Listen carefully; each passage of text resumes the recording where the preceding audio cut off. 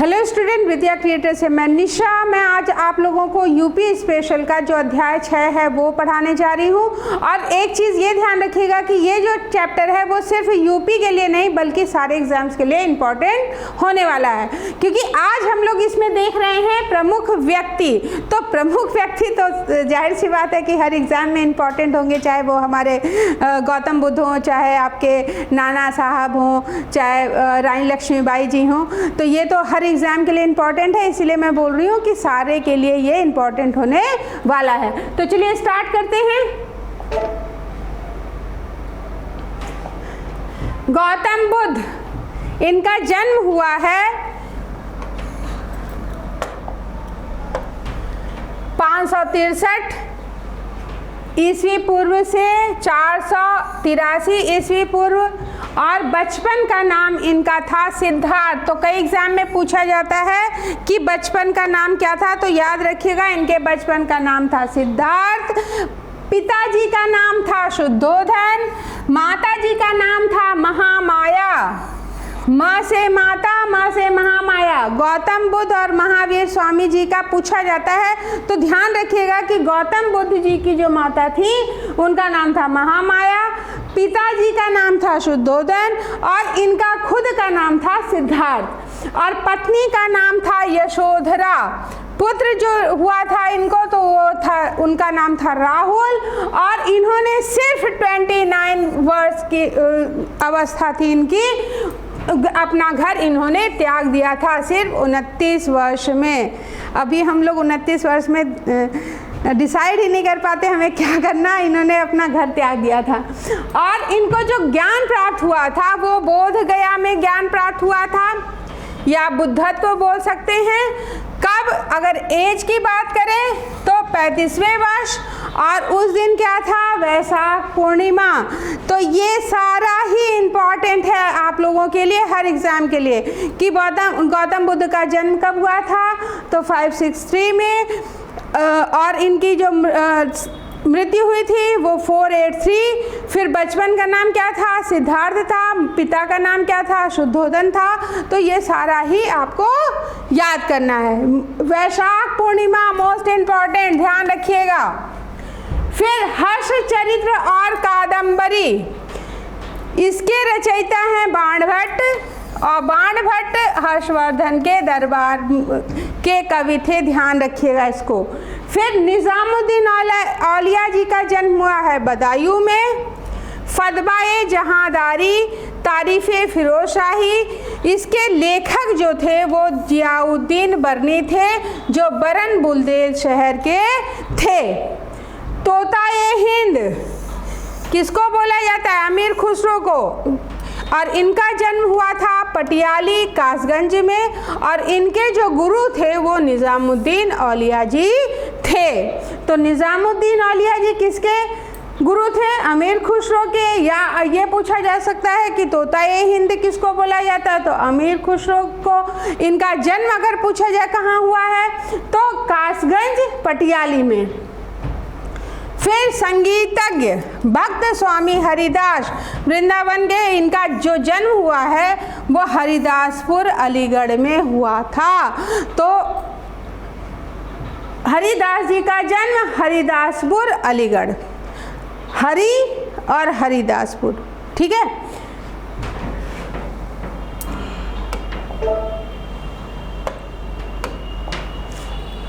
फिर अकबर के दीवान थे टोडरमल, इनका जन्म हुआ है लहरपुर सीतापुर में, और अकबरनामा व आईने अकबरी के लेखक थे अबुल फजल। तो सीधे अगर जन्म न पूछ करके ये भी पूछा जा सकता है कि अकबरनामा और आईने अकबरी के लेखक कौन हैं, तो अबुल फजल, और इनका जो जन्म हुआ है वो आगरा में हुआ है। फिर अकबर के 9 रत्नों में से एक थे कविराज बीरबल, इनको महेश दास इनका दूसरा नाम है, और इनका जो जन्म हुआ है वो कालपी जालौन में हुआ है। फिर अकबर के 9 रत्नों में से एक हरिदास के शिष्य तानसेन का जन्म ग्वालियर मध्य प्रदेश में हुआ है। तो तानसेन के गुरु कौन हो गए, हरिदास, और तानसेन जो है वो अकबर के 9 रत्नों में से एक थे और इनका जो जन्म हुआ है वो ग्वालियर मध्य प्रदेश में हुआ है। अकबर कालीन प्रसिद्ध जो विद्वान थे शेख फैजी थे और इनका जन्म आगरा में हुआ था। मिर्ज़ा गालिब सब लोग जानते हैं, इनका जन्म आगरा में हुआ था। और नाना साहब का जो बचपन का नाम था वो गोविंद था। तो ये पूछा जा सकता है कि गोविंद किसके बचपन का नाम था, तो नाना साहब जी के बचपन का नाम था, लेकिन परिवार वाले इनको बोलते थे धोधो पंत, यानी नाना साहब को गोविंद के साथ साथ धोधो पंत भी बोला जाता था। तात्या टोपे के बचपन का नाम रामचंद्र था। गोविंद किसका बचपन का नाम था, नाना साहब का। धोधो पंत किसका था, नाना साहब का। लेकिन रामचंद्र किसका था, तात्या टोपे का। और इनका पालन पोषण लक्ष्मीबाई के साथ हुआ था। कहाँ पे, बिठूर में, कानपुर।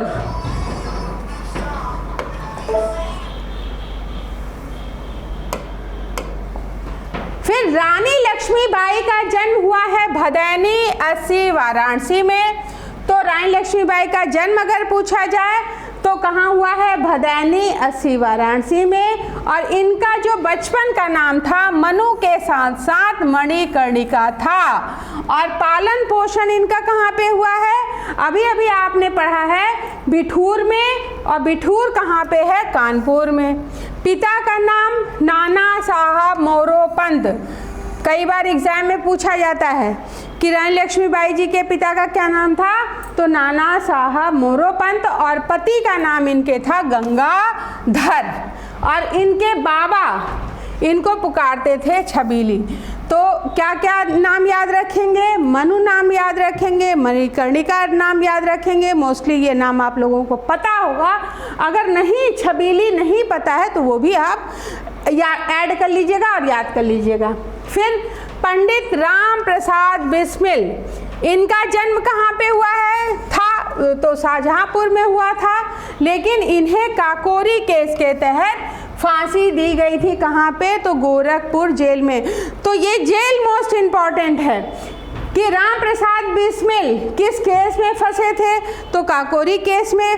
काकोरी केस के जो लोग थे उनको फांसी कहाँ दी गई थी, तो गोरखपुर जेल में दी गई थी। तो इनको फांसी कहाँ दी गई है, गोरखपुर जेल में दी गई थी। चंद्रशेखर आज़ाद का जन्म मध्य प्रदेश में हुआ था, लेकिन ये मूल निवासी कहाँ के थे, उन्नाव के। फिर अशफाक उल्लाह और रोशन सिंह, इनका जन्म हुआ था शाहजहांपुर में। तेज बहादुर शपरू, इनका जन्म हुआ था अलीगढ़ में। मौलाना मोहम्मद अली का जन्म हुआ था फर्रुखाबाद में। BHU के संस्थापक पंडित मदन मोहन मालवीय जी, तो मोस्ट इम्पॉर्टेंट है कि BHU के संस्थापक कौन है, तो कौन थे, तो पंडित मदन मोहन मालवीय जी थे। और इनका जन्म हुआ था प्रयागराज में।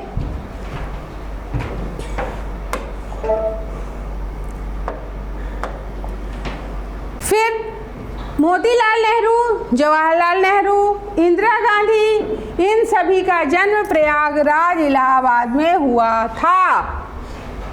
लाल बहादुर शास्त्री जी का जन्म अगर पूछा जाए कब हुआ था, तो 2 अक्टूबर 1904 को। कहाँ पे, मुगल सराय चंदौली में। और इनकी जो मृत्यु हुई थी वो ताशकंद में हुई थी। यहाँ समझौता के लिए गए थे, वहीं इनकी मृत्यु हो गई थी। फिर कबीर के गुरु रामानंदाचार्य काशी में रहते थे। कहाँ रहते थे, काशी में। अगर पूछा जाए कबीर के गुरु कौन थे, तो रामानंदाचार्य थे। और ये कहाँ पे रहते थे, काशी में। और इनका जन्म कहाँ हुआ था, प्रयागराज में। कबीर का जन्म कहाँ हुआ है, वाराणसी में। पालन पोषण इनका करा है जुलाहा दंपति नीरू और नीमा। पूछा जाता है एग्जाम में, तो किन्होंने किया था, नीरू और नीमा ने। और इनके द्वारा जो रचनाएं हैं वो साखी है, सबद, रैमनी शीर्षक की इनकी रचनाएं संग्रहित हैं बीजक में। और इनका संग्रह आपको कहाँ मिलेगा, बीजक में। अगर पूछा जाए बीजक में किसकी रचनाओं का संग्रह मिलता है? तो कबीर की। कौन सी? तो साखी सबद रैमनी शीर्षक की। सूरदास का जन्म सीही मथुरा में हुआ था और इनके गुरु थे वल्लभाचार्य। तो वल्लभाचार्य के शिष्य कौन थे? सूरदास जी। या सूरदास जी के गुरु कौन थे? वल्लभाचार्य। सूरदास का जन्म राजापुर चित्रकूट में हुआ था और इनके बचपन का नाम राम बोला था। तो किसके बचपन का नाम राम बोला था? तो ध्यान रखिएगा कि जो तुलसीदास जी थे इनका बचपन का नाम राम बोला था और इनके गुरु थे नरहरिदास। वल्लभाचार्य किसके गुरु? सूरदास जी के। तुलसीदास जी के गुरु कौन थे? नरहरिदास। और इनका जो बचपन का नाम था वो क्या था? राम बोला था। रैदास का जन्म श्री गोवर्धन वाराणसी में हुआ था और इनके गुरु भी रामानंदाचार्य ही थे। तो ये ध्यान रखिएगा कि रामानंदाचार्य, र से रामानंदाचार्य, र से रैदास। और इसके बाद आप कबीर देख लीजिए, कबीर के गुरु कौन थे? रामानंदाचार्य। तो कबीर और रैदास के गुरु का नाम क्या है? रामानंदाचार्य।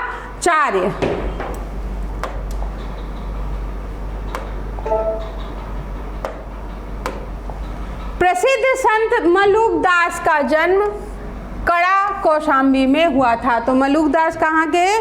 कड़ा कौशाम्बी के। हरवंश राय बच्चन, इनका जन्म प्रतापगढ़ में हुआ था, जबकि अमिताभ बच्चन का जन्म हुआ है प्रयागराज में।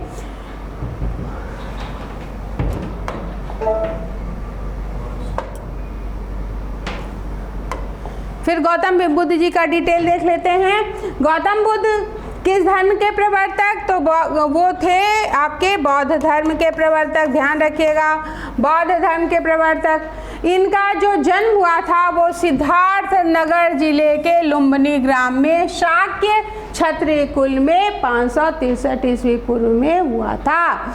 तो क्या ग्राम क्या था? जिला सिद्धार्थ नगर। याद करने में नाम भी आपको याद इजली हो जाएगा, सिद्धार्थ नगर। और लुम्बिनी ग्राम, ग्राम कौन सा हो गया? ये आपका हो गया जिला। और ग्राम की बात करें तो ग्राम आपका हो गया लुम्बिनी।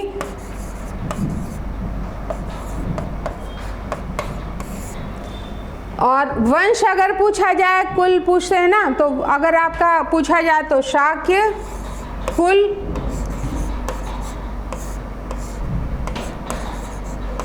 शाक्य क्षत्रिय कुल। आपका जो कुल था वो शाक्य क्षत्रिय कुल था। अगर समय की बात करें तो 563 ईस्वी पूर्व। और इनके बचपन का नाम अगर बात करें तो सिद्धार्थ, याद रखिएगा, सिद्धार्थ नगर के नाम से सिद्धार्थ याद रखिएगा। और इनकी माता का नाम डिस्कस हो चुका है, महामाया। पिता का नाम शुद्धोदन, पत्नी का नाम यशोधरा। और इसके अलावा अगर मान लीजिए यशोधरा सबको पता है, लेकिन विम्बा याद रखिएगा, गोपा याद रखिएगा और भकच्छना भी याद रखिएगा। तथा पुत्र का नाम था इनके राहुल।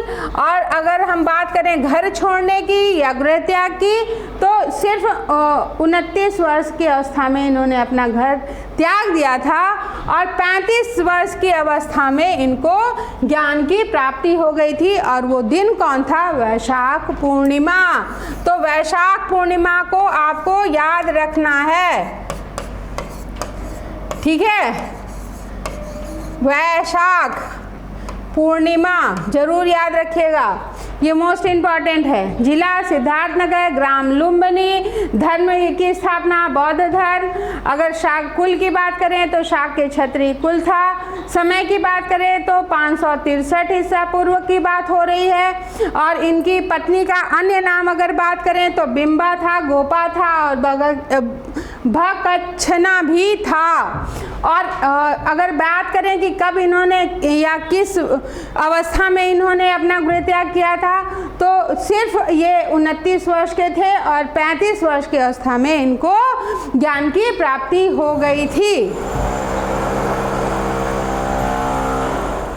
और इसके बाद ये क्या हो गए थे? बुद्ध। तो ध्यान रखिएगा कि ज्ञान की प्राप्ति के बाद ये बुद्ध हुए थे और इन्होंने अपना पहला जो उपदेश था वो सारनाथ में, ये जरूर याद रखिएगा, हर एग्जाम में पूछा जाता है कि पहला उपदेश तो कहाँ दिया है इन्होंने पहला उपदेश? पहला उपदेश इन्होंने दिया है सारनाथ में।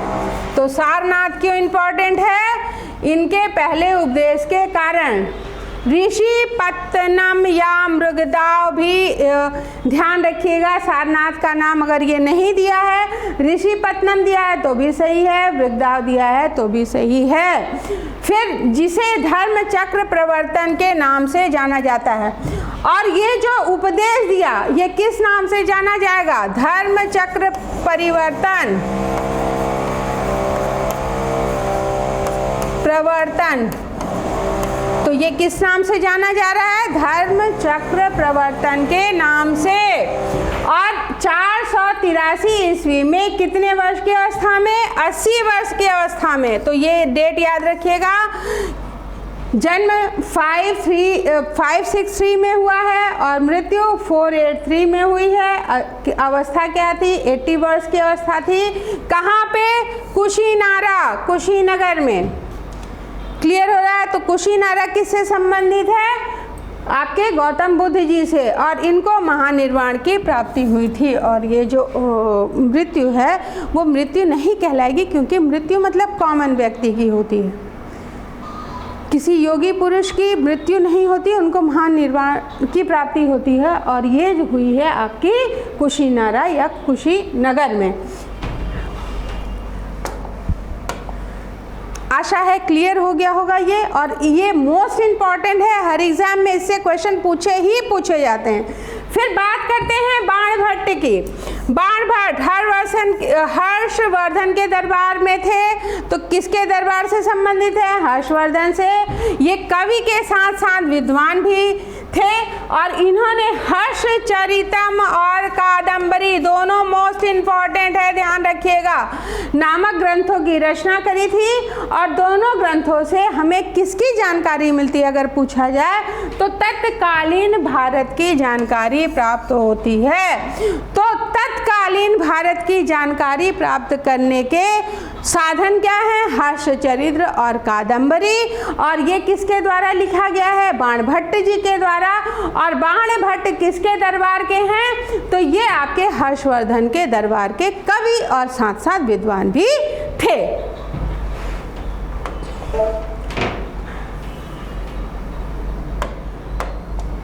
फिर बात करते हैं निजामुद्दीन औलिया। ये चिश्ती सूफी संत, ठीक है, तो चिश्ती संप्रदाय के थे, चिश्ती सूफी संत थे। और इनका जन्म हुआ है बदायूं में। कब हुआ है? तो 1236 ईस्वी में हुआ था। ये सूफी संत बाबा फरीद के शिष्य थे।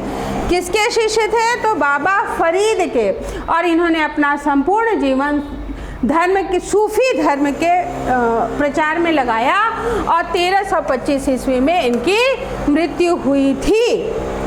फिर जियाउद्दीन बर्नी, ये किस सल्तनत काल से संबंधित हैं? ये इतिहासकार थे, ध्यान रखिएगा, इतिहासकार। और इनका जो बुंदेल शहर जिले में बरन के निवासी थे ये, और मुहम्मद तथा फिरोज तुगलक के समकालीन थे। तो देखिए यहाँ पे दो चीज़ें इम्पॉर्टेंट हैं कि जियाउद्दीन बर्नी क्या थे? इतिहासकार थे, सल्तनत काल से संबंधित हैं। और ये कहाँ रहते थे? तो बुलंदशहर जिले के बरन के निवासी थे। और ये मुहम्मद तथा फिरोज तुगलक के समकालीन थे। तो किसके समकालीन है? मुहम्मद और फिरोज तुगलक के। और इनकी महत्वपूर्ण जो रचनाएं हैं वो फतवा-ए जहांदारी। अगर आपसे पूछा जाए कि फतवा-ए जहांदारी किसकी है, तो जियाउद्दीन बर्नी, याद रखिएगा, मोस्ट इम्पॉर्टेंट है। और सल्तनत कालीन प्रशासन का महत्वपूर्ण ग्रंथ है ये। अगर हम सल्तनत कालीन प्रशासन को देखना चाहते हैं तो इसमें उसके बारे में जानकारी मिलेगी। फिर वर्णीकृत तारीख है फिरोजशाही से 1265 ईस्वी से 1358 तक के सल्तनत कालीन इतिहास की जानकारी हमको मिलती है। तो फतवा-ए जहांदारी ये क्या है? सल्तनत कालीन प्रशासन का महत्वपूर्ण ग्रंथ है। किसके द्वारा? तो जियाउद्दीन बर्नी के द्वारा। दूसरी जो इनकी कृति है तारीख़ फिरोजशाही है, इससे हमको 1265 से 1358 तक का जो सल्तनत कालीन इतिहास है उसके बारे में जानकारी मिलेगी। फिर बात करते हैं अमीर खुसरो। इनका जन्म हुआ है 1253 में पटियाली काशीराम नगर में हुआ था। ये फारसी भाषा के महान कवि व इतिहासकार थे। तो ध्यान रखिएगा, इनकी जो भाषा है वो क्या है? फारसी है। और ये कवि के साथ साथ इतिहासकार भी थे। और इन्होंने हिंदवी में भी रचनाएं की थी और अपने को भारतीय तोता-ए-हिंद कहते थे। इन्होंने हिंदी खड़ी बोली का इनको जनक माना जाता है। तो हिंदी खड़ी बोली के जनक कौन? अमीर खुसरो। और अमीर खुसरो शेख निज़ामुद्दीन औलिया के शिष्य थे। और इनके गुरु कौन थे? शेख निज़ामुद्दीन औलिया। इसके अलावा बात करते हैं अमीर खुसरो किन किन के समय रहे हैं या किन के दरबार में रहे हैं। तो ये गयासुद्दीन बलबन के पुत्र मोहम्मद सुल्तान के दरबार में रहे। अवध के सूबेदार अमीर अली, फिर कुतुब मुबारक शाह, सुल्तान जलालुद्दीन खिलजी और सबसे महत्वपूर्ण सुल्तान अलाउद्दीन खिलजी के दरबार में ये रहे थे। तो अगर आपसे पूछा जाए कि कौन सुल्तान अलाउद्दीन खिलजी के दरबार में रहा था तो नाम याद रखिएगा।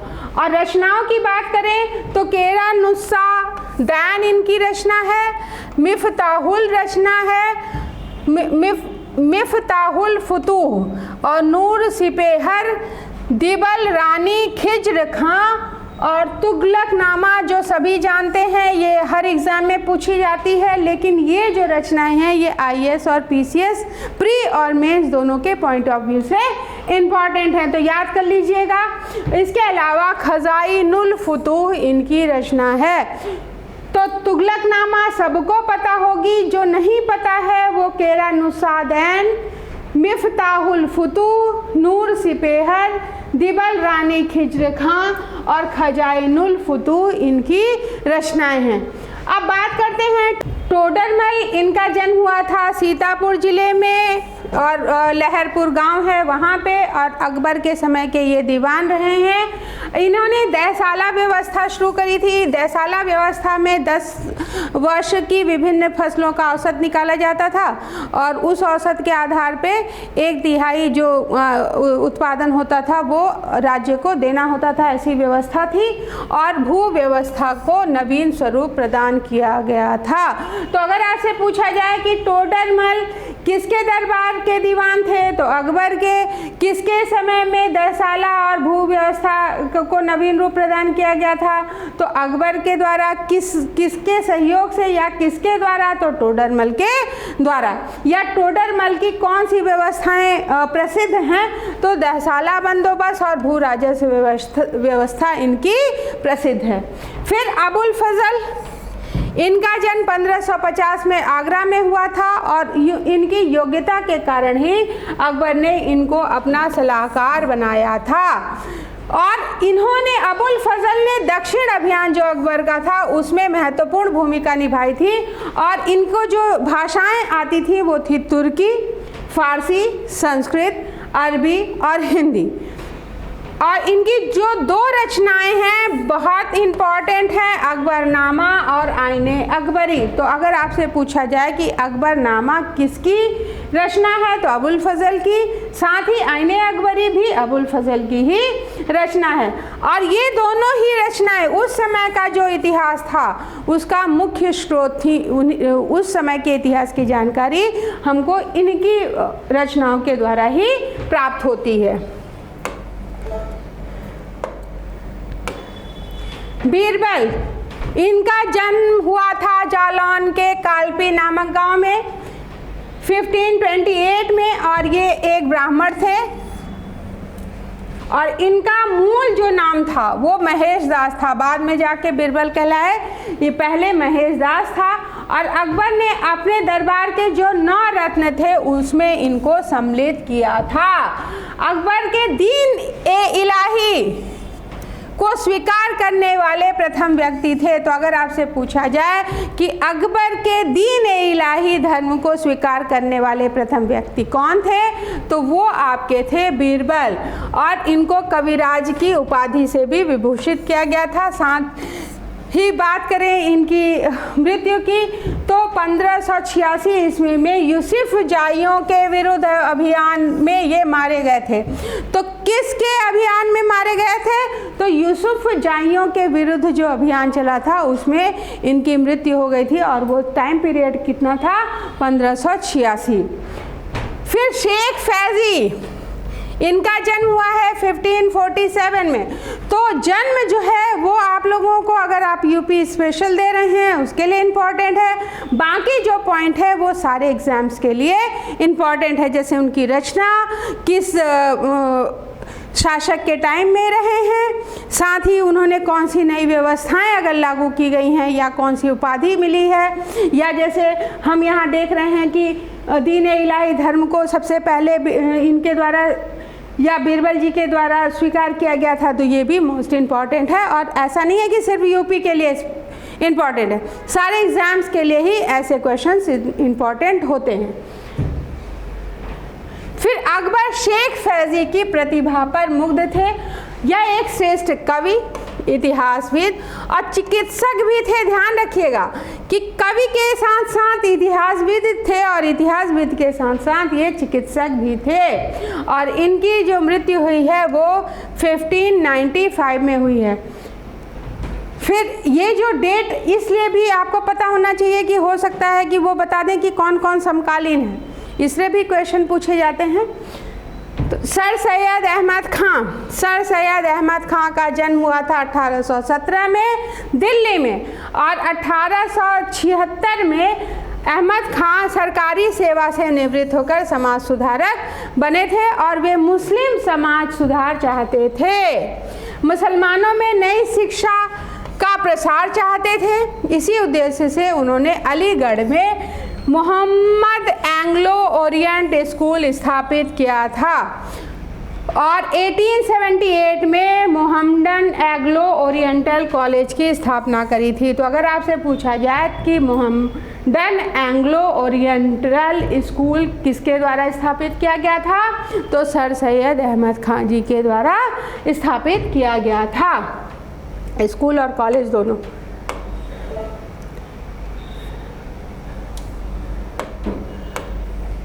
रानी लक्ष्मीबाई खूब लड़ी मर्दानी, वो तो झांसी वाली रानी थी। तो चलिए देख लेते हैं। इनका जन्म हुआ था वाराणसी में और इनके बचपन का नाम था मनु और मणिकर्णिका, दोनों ये डिस्कस हम लोग कर चुके हैं।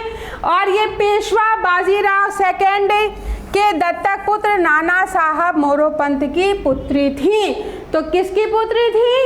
नाना साहब मोरोपंत। और ये किसके दत्तक पुत्र थे? पेशवा बाजीराव द्वितीय के।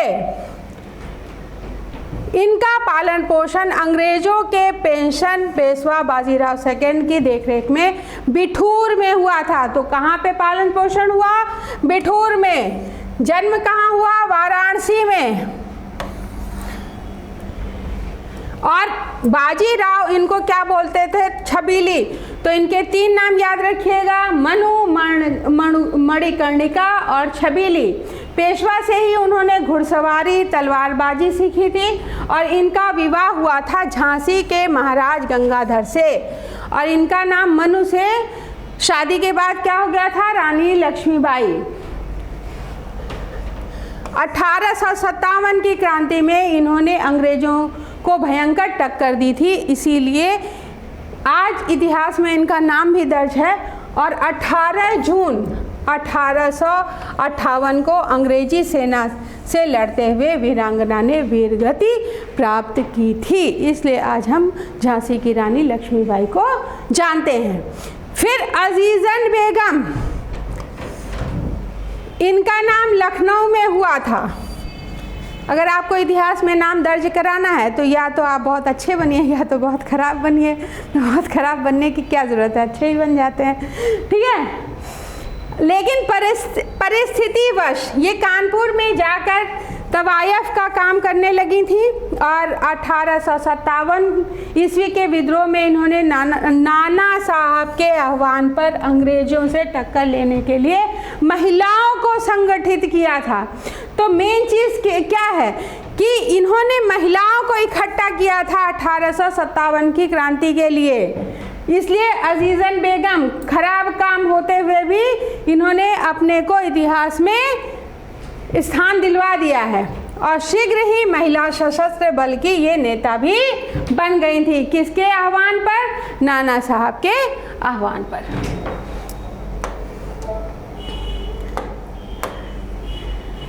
बेगम हजरत महल, अवध के अंतिम नवाब वाजिद अली शाह को बंदी बनाकर कोलकाता में जब ले जाया गया था तो उसके बाद महारानी बेगम हजरत महल ने 1857 के विद्रोह में अपने नाबालिग पुत्र विरजिस कादिर, ये नाम पूछा जाता है, विरजिस कादिर को अवध का नवाब घोषित कर लखनऊ में विद्रोह का नेतृत्व किया था। क्योंकि इनका बेटा नाबालिग था और कोई था नहीं तो इन्होंने नेतृत्व किया था, इसलिए इनको जाना जाता है। फिर नाना साहब, इनका प्रारंभिक नाम गोविंद था, याद रखिएगा, पूछा जाता है। लेकिन वे अपने परिवार में क्या कहलाते थे? धोधोपंत। उनका पालन पोषण जो है अंतिम मराठा पेशवा बाजीराव द्वितीय ने अपने दत्तक पुत्र के रूप में बिठूर में किया था और प्यार से नाना कहते थे। अंग्रेजों द्वारा पेशवा पद समाप्त किए जाने और अन्य कई कारणों से असंतुष्ट नाना ने 1857 के विद्रोह में कानपुर से नेतृत्व किया था। तो आपसे क्वेश्चन ये भी पूछा जाता है कि कानपुर से 1857 के विद्रोह का नेतृत्व किसने किया? तो नाना साहब के द्वारा किया गया। या कानपुर ना पूछ करके बिठूर पूछ सकते हैं, ठीक है। तो बिठूर में किसने किया था? तो नाना साहब। और इनका पालन पोषण किसने किया था? तो अंतिम मराठा पेशवा बाजीराव द्वितीय ने अपने दत्तक पुत्र के रूप में किया था। और इनका प्रारंभिक नाम पूछा जाता है गोविंद, और परिवार के लोग क्या बोल रहे हैं? धोधोपंत। तो धोधोपंत किसको बोलते हैं? नाना साहब को।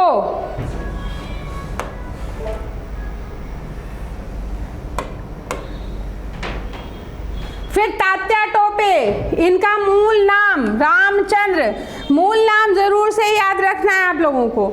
लक्ष्मीबाई के साथ इनका भी पालन पोषण बिठूर में पेशवा बाजीराव द्वितीय की देखरेख में हुआ था। तो अगर आपसे पूछा जाए कि किसका पालन पोषण रानी लक्ष्मीबाई जी के साथ बिठूर में हुआ था, तो वो थे तात्या टोपे। और पेशवा ने ही इनको तात्या टोपे नाम दिया था। जो पेशवा बाजीराव थे द्वितीय, उन्हीं के द्वारा पेशवा नाम दिया गया था। नाना साहब की फौज में ये क्या थे? तात्या टोपे सेनापति थे। नरवर के राजा मान सिंह के धोखा देने से इन्हें 7 अप्रैल 1857 को गिरफ्तार कर लिया गया था। नरवर ने धोखा दिया था और 7 अप्रैल 1857 को गिरफ्तार कर लिया गया और अप्रैल 1859 में फांसी पर इनको चढ़ा दिया गया था। फिर पंडित मदन मोहन मालवीय जी, इनका जन्म हुआ है प्रयागराज में, हुआ था प्रयागराज में, और 27 दिसंबर 1861 ईस्वी में हुआ था। इन्होंने द्वितीय गोलमेज सम्मेलन में लंदन में आयोजित हुआ था, उसमें भाग लिया था।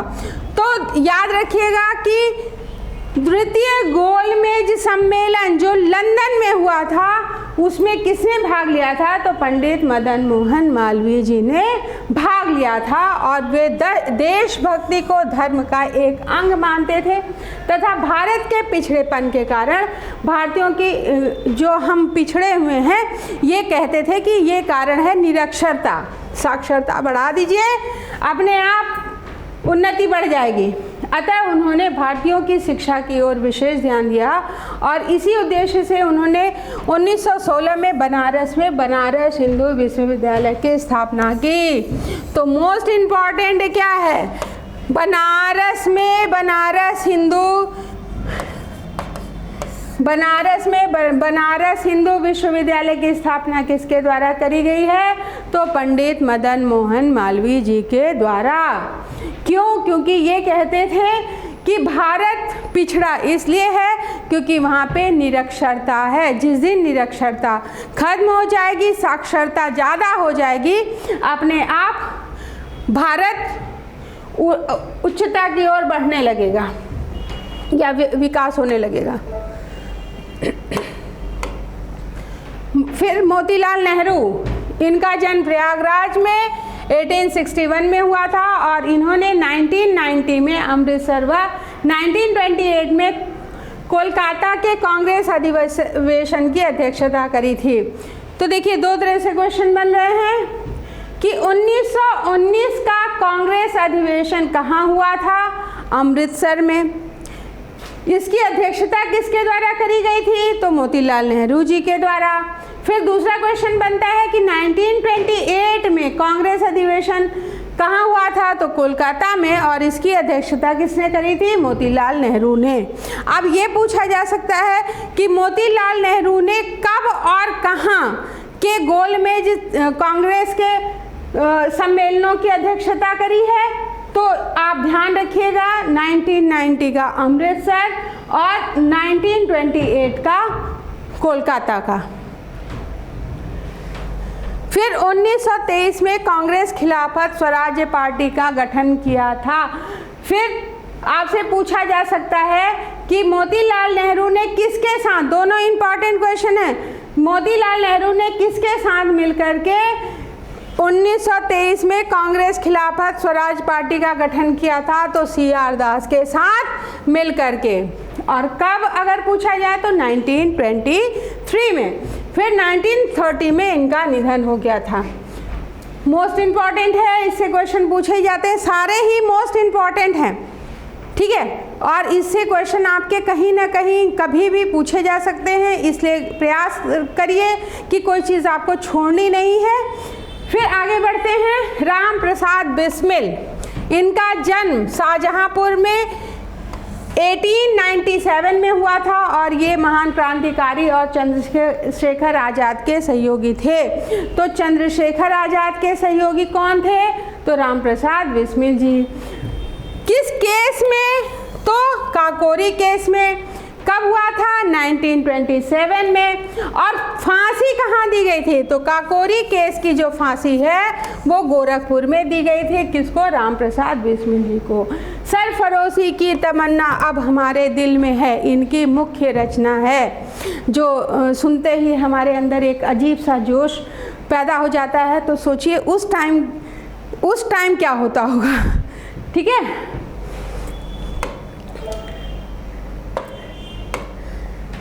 चंद्रशेखर आज़ाद, और यही जो अलग है वो आपको अपने एजुकेशन के लिए जगानी है, अपनी शिक्षा के लिए प्रयास करना है ताकि हम अपना जो अचीवमेंट है उसको पूरा कर सके, ठीक है। फिर चंद्रशेखर आज़ाद, इनका जन्म 23 जुलाई 1906 को मध्य प्रदेश के अलीराजपुर जिले के भावरा गांव में हुआ था। लेकिन ये बदरकापुर उन्नाव के मूल निवासी थे। और कहाँ के मूल निवासी थे? बदरकापुर उन्नाव। इनके पिता का नाम सीताराम तिवारी था और इन्होंने रिपब्लिकन एसोसिएशन नाम से अंग्रेजों के विरुद्ध क्रांतिकारियों का एक संगठन बनाया था। तो ये मोस्ट इम्पॉर्टेंट है कि कौन सा संगठन बनाया था, तो हिंदुस्तान रिपब्लिकन एसोसिएशन। संगठन को धन की आवश्यकता की पूर्ति के लिए अगस्त 1925 में काकोरी में सरकारी खजाना लूटा गया था और 27 फरवरी 1931 को प्रयागराज के अल्फ्रेड पार्क में पुलिस से घिर जाने के बाद इन्होंने स्वयं को गोली मार ली थी। फिर मंगल पांडे, बैरकपुर, पश्चिम बंगाल, ठीक है, तो याद रखिएगा मंगल पांडे, बैरकपुर, पश्चिम बंगाल में। रेजिमेंट याद रखिएगा 34वीं देसी पलटन के सिपाही थे। चर्बी वाले कारतूस के प्रयोग पर इन्होंने सार्जेंट मेजर ह्यूडसन को गोली मारी थी। तो कौन सी रेजिमेंट के थे पूछा जाता है, तो 34वीं। कहाँ के, तो बैरकपुर। बैरकपुर कहाँ है, तो पश्चिम बंगाल में। किसको गोली मारी थी, तो सार्जेंट मेजर ह्यूडसन को। किस लिए, चर्बी वाले कारतूस के लिए। और इस कारण इनको 8 अप्रैल 1857 को फांसी दी गई थी और 1857 की क्रांति के ये प्रथम शहीद थे। यानी 1857 की क्रांति की शुरुआत मंगल पांडे से ही मानी जाती है।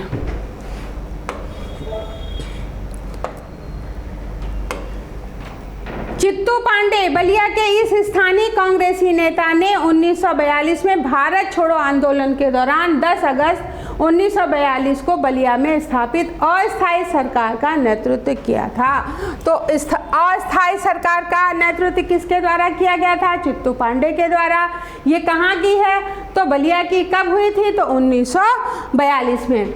फिर पंडित जवाहरलाल नेहरू जी, इनका जन्म हुआ है 14 नवंबर 1889। ध्यान रखिएगा कहाँ पे, तो प्रयागराज में। इन्होंने इंग्लैंड से बीए तथा कानून की परीक्षा उत्तीर्ण की थी और 1916 में इनका विवाह हुआ था कमला नेहरू से। तो मोस्ट इम्पॉर्टेंट ये दो चीज़ें हैं।